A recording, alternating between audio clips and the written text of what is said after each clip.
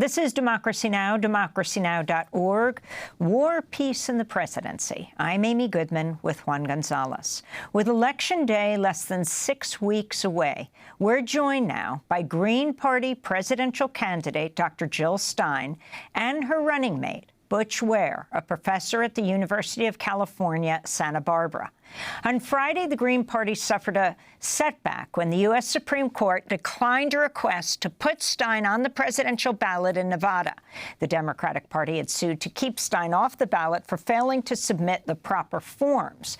This comes as support for Stein has been growing in some areas over Vice President Kamala Harris's refusal to call for an arms embargo on Israel. CAIR, the Council on American Islamic Relations, last month published a survey that showed Stein is leading Harris among Muslim voters in 3 battleground states, Arizona, Michigan, and Wisconsin. MPAC, the Muslim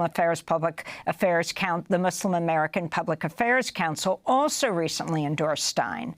This is Dr. Stein's 3rd run for the presidency. Many Democrats view her as a spoiler candidate, pointing to the 2016 election when Hillary Clinton narrowly lost to Donald Trump. In that election, Clinton lost to Trump in Pennsylvania, Michigan, and Wisconsin by fewer votes than Stein had received.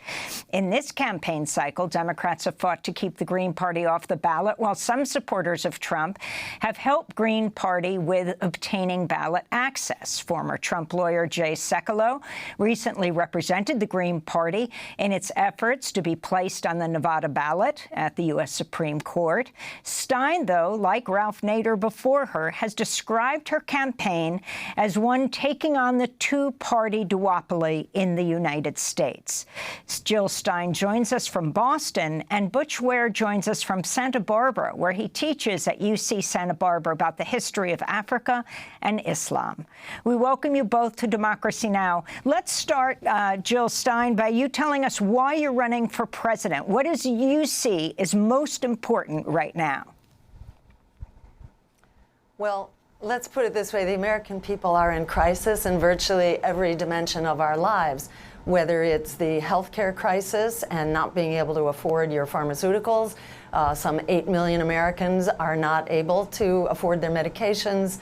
18 million were driven into poverty by the costs of healthcare in the last year for which data was available. Half of all Americans are struggling to keep a roof over their heads, severely economically stressed, trying to just pay their rent.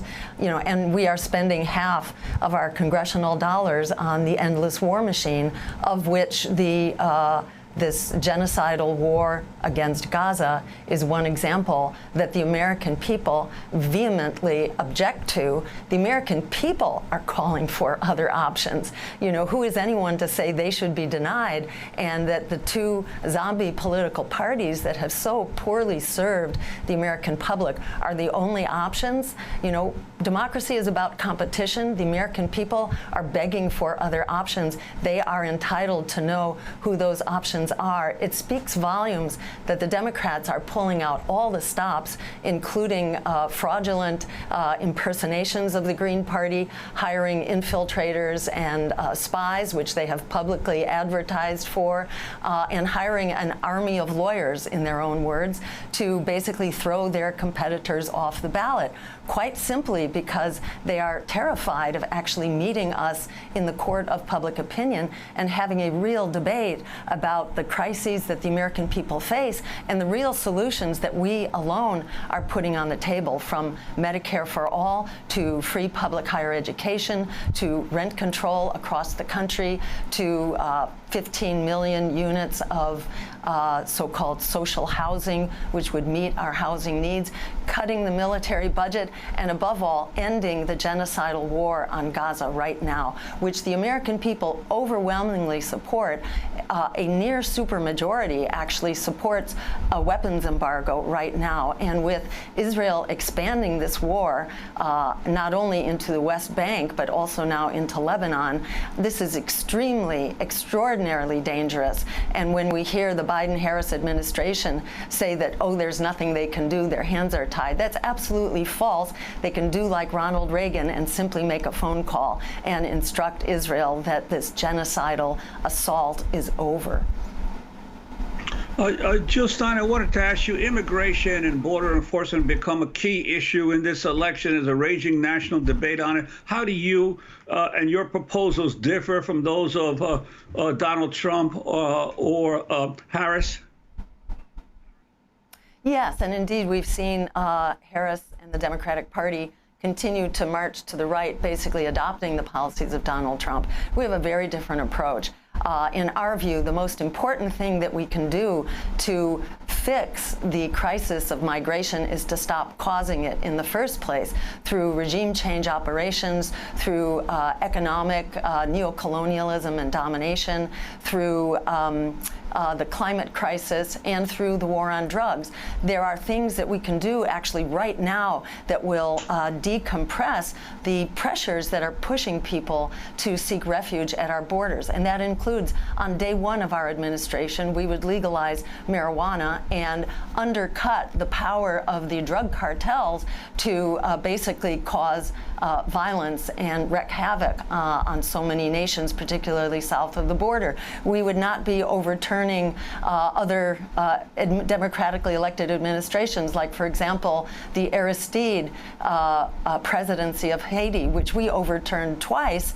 And after doing that, the U.S., under Hillary Clinton's Secretary of State administration, went in and reversed a minimum wage law that had raised the minimum wage from a pathetic 30 cents an hour merely to 60 cents an hour. And that was reversed by the power of the U.S. once we had overthrown the democratically elected government of Haiti. So, you know, it's no surprise with all the crises that the U.S. has been behind with our economic domination, our neocolonialism, our regime change operations, our war on drugs south of the border in particular, and also with our failure to actually take real concrete steps on the climate crisis, and that in turn is prompting so many millions of farmers to have to flee because they have no way of supporting themselves because of rampant drought and other climate instability. There is so much that we can do, not only to mitigate our own production of fossil fuels, which has skyrocketed actually under Democratic administrations far more than it has under the Republican administrations, and which are not adequately addressed by the Inflation Reduction Act, which is more a fossil fuels first bill, if we have time to go into that. But we are not taking care of, you know, the many solutions we could provide right now, which would decompress the crisis at the border. And the last thing to say here is that instead of spending billions of dollars on a wall, which only kills people, kills wildlife, destroys ecosystems, instead we can be investing those dollars into prompt screening, background checks, and to providing work papers for people promptly at the border. Because once migrants have crossed into this country and once they're papered and can work, they are an economic boon to any community and are worth trillions of dollars actually in economic development. Our communities would be competing for migrants rather than shutting them out if migrants were able to get to work. They not only you know, pay their way, they actually contribute enormously to economic development and to the tax base of any community. And Dr. Stein, I wanted to follow up.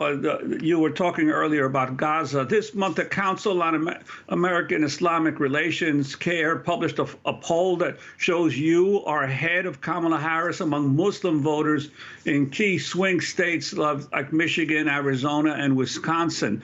But yet the National Uncommitted Movement, which decided not to endorse any of the two major party candidates, also decided not to endorse any third party candidates. Wondering your response.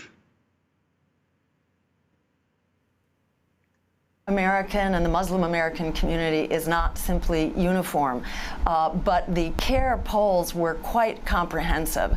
So uncommitted is a smaller subset of that larger community. And it's very clear what the sentiment of the larger community is. They're absolutely up in arms because so many of their family members have been killed. You know, people who have lost tens or scores or even hundreds of family members. It would be a simple matter for the Democrats to recoup those votes if they wanted to, but it's more important to them to continue the genocide in Gaza than it is to win this election. And without the support of the Muslim vote, they will not win this election, and they cannot. So it's in their hands. They have the power to actually do what it would take to win back that very alienated and distraught vote, which is not coming to the Democrats as long as they continue to carry out this genocide. So it's on them.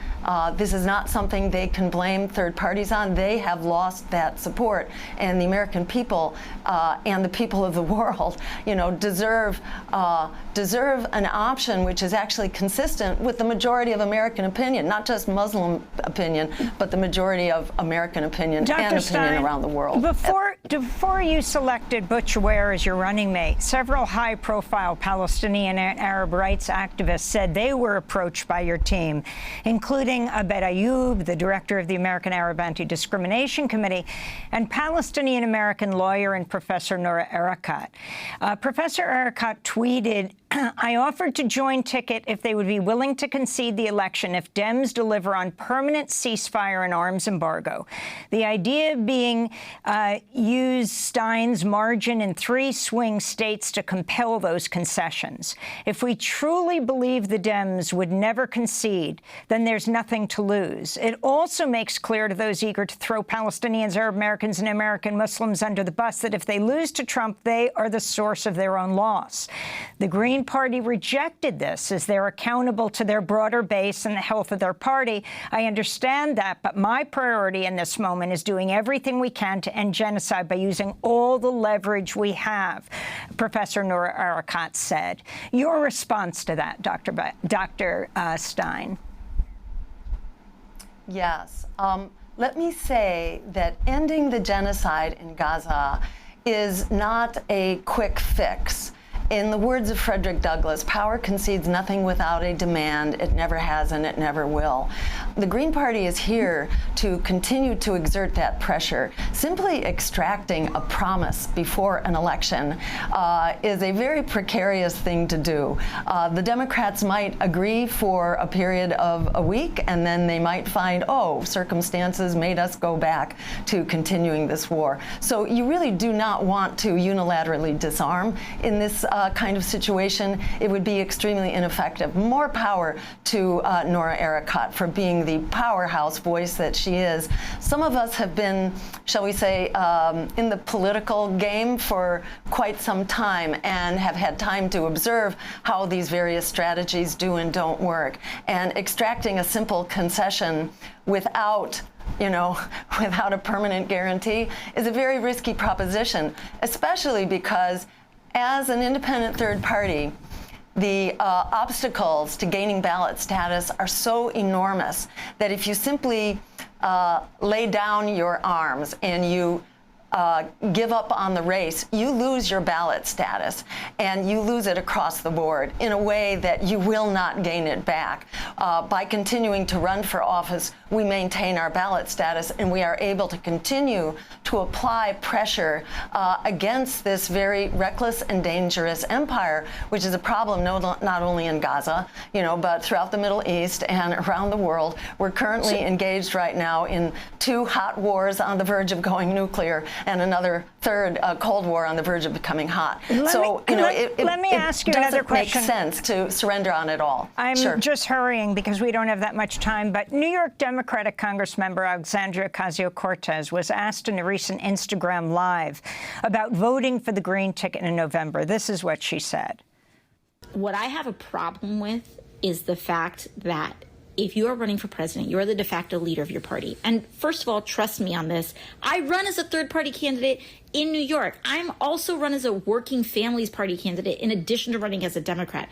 Because trust me, I've been on record about my criticisms of a 2-party system. So this is not about that. But You are the leader of your party. And if you run for years and years and years and years and years in a row, and your party has not grown, and you don't add city council seats, and you don't add down ballot candidates, and you don't add state electeds, that's bad leadership. And that to me is what's upsetting. And all you do is show up once every 4 years to speak to people who are justifiably pissed off, but you're just showing up once every 4 years to do that. You're not serious. You're not to me, it does not read as authentic. It reads as predatory. So that's New York Democratic Congressmember Alexandria Ocasio-Cortez. Dr. Jill Stein, your response. So first of all, we don't go away between presidential elections. What goes away is the media coverage. And I'm sorry, if you're only tuned into mainstream media and believe the propaganda that we go away. No, we're here, we are working, we are doing the work. We have elected actually some 1,500 local officials over the last 2 decades or so. We currently have 150 local electeds. We have to run at the national level. Unfortunately, because of the rules that Democrats and Republicans make, those rules require us, in order to maintain our ballot status and to run as Greens at lower levels, we actually have to run in many states at the presidential level. So this isn't a choice that we have. Furthermore, you can't compare Greens, which are a people-powered party under attack, above all, by the Democrats, to the Working Families Party, which is really not a third party. It is a second ballot line for Democrats, either for current Democrats or for independents on their way to becoming Democrats. As such, they are not under attack by the Democratic Party. And what destroys third parties, and by the way, the Greens are the giant among third parties. So compare us to all other true people-powered third parties. We are the only ones that manage to fight again and live for another day to continue the fight. And when you're fighting on such a very steeply tilted playing field, it requires building quite a head of steam in order to build support. And over the 3 races that I have run, and AOC is wrong on that, I was not running every 4 years. I didn't run last time. But it's very important that the party keep up its momentum in order to now be recognized as the alternative to the parties of war and Wall Street. So it's not like we're standing still. We're actually under enormous pressure that has essentially killed all other small parties, whether you look at the Labor Party that was launched at around the same time that the Greens were, the Peace and Freedom Party, which only got as far as 14 ballot lines across the country. They've been beaten back to just 2. The Socialist parties, which used to be on the ballot all over the country, they've been beaten back to just a city council here or there. They do not have national ballot status anywhere except for PSL, which Party of Socialism and Labor, and Liberation, which has it only in California. So true third parties, which are people-powered, which do not take their marching orders from the war machine, from AIPAC, from Big Pharma, we play on a very different playing field that AOC is not familiar with. And I'll just, conclude my comments. The nickname that my running mate actually gave to AOC is AOC Pelosi. What exactly is she doing with the battles that she has won? That's why we're in this race, so that we can truly serve the critical and dire needs of the American people.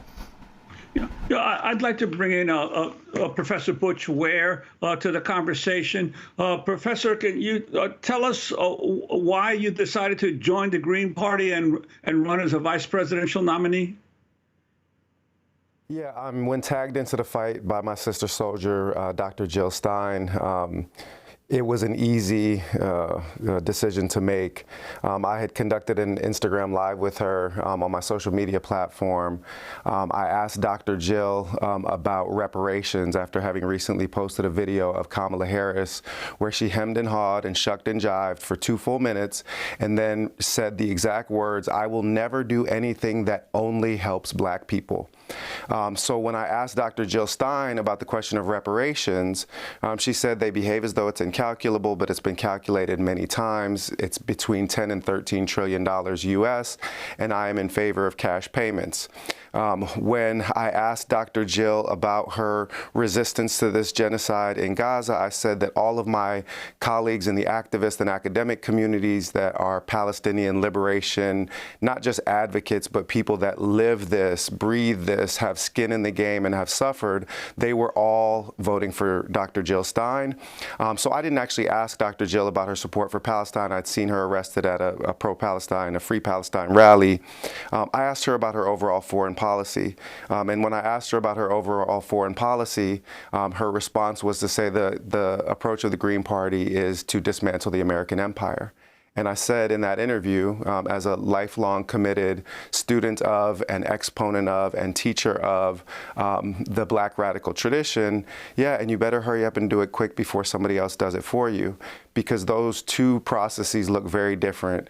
Pulling back those 700 military bases out of the 800 that we have around the world that actually serve no purpose except to antagonize local populations, and then slowly withdrawing from those other non-strategic positions in ways that keep Americans safe. That allows you to reinvest the $1 trillion, or really $1.3 trillion if you take all the auxiliary costs, that are now being spent on the endless war machine, and it allows you to reinvest those things in social housing, in healthcare, in fixing the roads, in doing all of the things that the American government could do for the American populace. So when I was pulled when I was invited into the struggle against imperialism, into the struggle against white supremacy, into the struggle against capitalist exploitation, in my time, after having spent a lifetime teaching about this tradition, writing about this tradition, engaging this tradition at an activist level and as a community organizer, it was an easy decision. And before I even go any further, I just have to observe a moment of silence for Imam Marcellus Khalifa Williams, who was put to death yesterday by this corrupt imperialist state.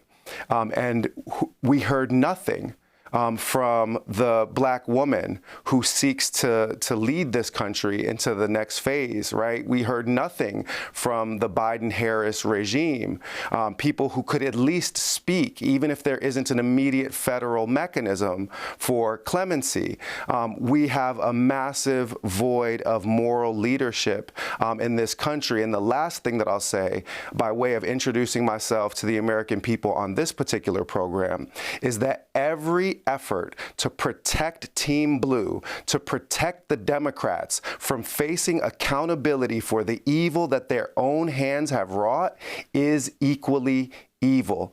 If you are trying to shield them from the electoral consequences of 200,000 plus deaths in Gaza, the electoral consequences of 11 months of genocide, of increasing police murders in every single year since they have been in power, in sending troops in riot gears in Democratic-controlled cities, Democratic-controlled states to crack kids' heads like they did at UCLA, like they sent troops in riot gear to my own campus at UCSB, then you are part of the problem. Wake up and unplug from the propaganda machine. Everyone is fear-mongering around Trump as though fascism is not already here. So I have entered this fight alongside a lifetime humanitarian, peace activist, ecological conservationist, and moral leader, Jill Stein, in order to shake America out of its stupor. You have more choices than just blue militarized fascism or red militarized fascism. You can actually vote your conscience, vote green. And the last thing that I'll say is that, as Dr. Jill alluded to, the Democrat Party has already lost the swing states of Michigan, Georgia, and Pennsylvania Pennsylvania. Institute for Social Policy and Understanding, ISPU, has publicly available data that the Democrats certainly saw before I saw it, that indicates that in the swing states of Michigan, Pennsylvania, and Georgia, that Joe Biden received 65% of the vote in 2020, and the Democrats are polling under 15% in those states now. They could not have won the election without those swing states, and they could not have won those swing states without Muslim voters. Those voters are gone. They are not coming back. Dead man walking. The Democrats cannot win. And Dr. Jill and our host Amy have already cited the CARE study, but Yaqeen Institute will release this week, and I've been privy to this because of my long-term connections inside the Muslim community as a black Muslim man myself, that over 53% of the Muslims that they surveyed nationwide are now supporting third-party candidates, with something like 80% of those going to the Green Party. That the support for the Democrats in the Muslim community is at 15%, and it's at 4% for Trump. So this effort to try to pin an inevitable defeat of the Democrats upon third-party candidates or upon Muslims is at best disingenuous, and for those that with a clear sense of moral integrity, it is obviously gaslighting. A last question to Dr. Stein, and we just have 30 seconds. You grew up in a Zionist household. How do you respond to those who say that anti-Zionism is anti-Semitism as a Jewish presidential candidate? Just 30 seconds. Yeah, so in brief, when I hear people equating anti-genocide, the resistance to genocide, saying that that is anti-Semitism, in my view, that is the most anti-Semitic thing one could possibly say, to imply that it's anti-Jewish to oppose genocide. Zionism and Judaism are very different. Zionism has been controversial within Judaism for much of the lifetime of Zionism. Zionism is a political ideology. It is not Judaism. And Gaza is not a war between Jews and Muslims. It is a war by Zionists on Jews, Muslims, and Christians. Jill Stein, we want to thank you so much for being with us. Green Party presidential candidate, and Butch Ware, Green Party vice presidential nominee, a professor at University of California, Santa Barbara. Next up, Juan Gonzalez on the past, present, and power of Mexicans in Chicagoland. Stay with us.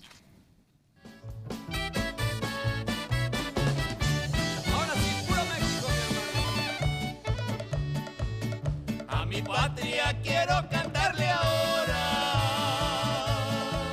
y voy a hacerlo con todo el corazón.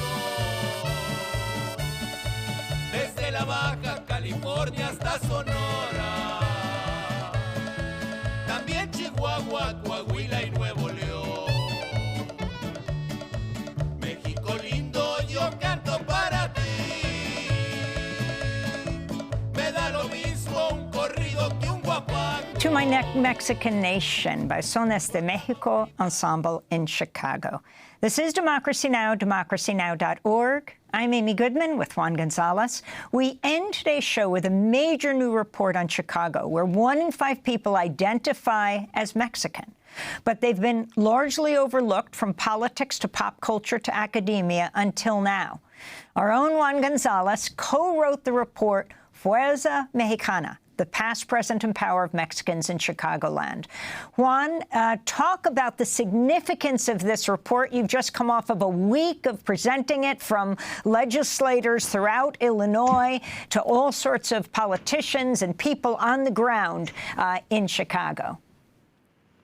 Yes, Amy. Well, as a part of the Great Cities Institute at the University of Illinois, Chicago, we were asked by a group of Mexican leaders of nonprofit organizations in the city to try to put together data specifically on the Mexican community, not the general Latino community, because unfortunately, most of the data collected by government agencies and research studies are under the umbrella of Hispanics or Latinos, and those are people from more than 20 different countries in Latin America, and they generally don't don't zero in on the specific condition of each of these ethnic groups. And the reality is that the Mexican community in the United States represents about 60% of all Latinos, but in places like Chicago, it's up to 75% of all the Latinos in the Chicago area are of Mexican descent. Yet there's no data on what the condition of the Mexican community specifically is. So we tried to put together in this report the first attempt specifically to disaggregate data among Latino communities and focus on the Mexican community in particular. And we issued the report actually last week on the anniversary of Mexican independence, September 16th, but it also has another significance in Chicago specifically, because it was 70 years ago last week, on September 16th, 1954, that the federal government launched Operation Wetback in Chicago. It had been launched in the Southwest earlier, but on that day, the INS swept through the city of Chicago, grabbing up Mexicans wherever they could